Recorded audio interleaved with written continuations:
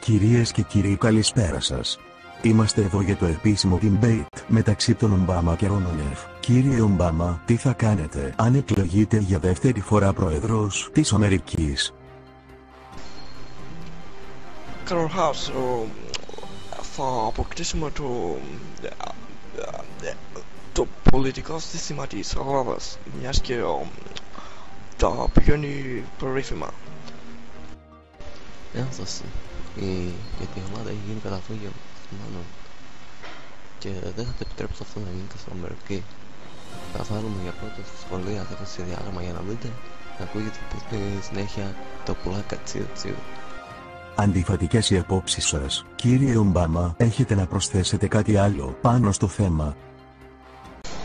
Το πουλάκι τσιου τσιου είναι βασική προϋπόθεση για την ανάπτυξη της χώρας, και βεβαίως θα βάλουμε το Gangnam Style σε όλα τα σχολεία για να αναπτυχθεί το καλλιτεχνικό ένστικτο μέσα.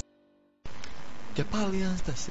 Κύριε, όπως ξέρουμε το Gangnam Style είναι κομμάτικο. Δεν θα φανταστούμε τέτοιες απρέπειες στην Αμερική. Εγώ πιστεύω ότι παιδιά ακούνε Roman Style. Roman Style. Σας ευχαριστώ και τους δύο και ελπίζω να τα πάτε καλά στον προεκλογικό σας αγώνα. Obama Gangnam Style.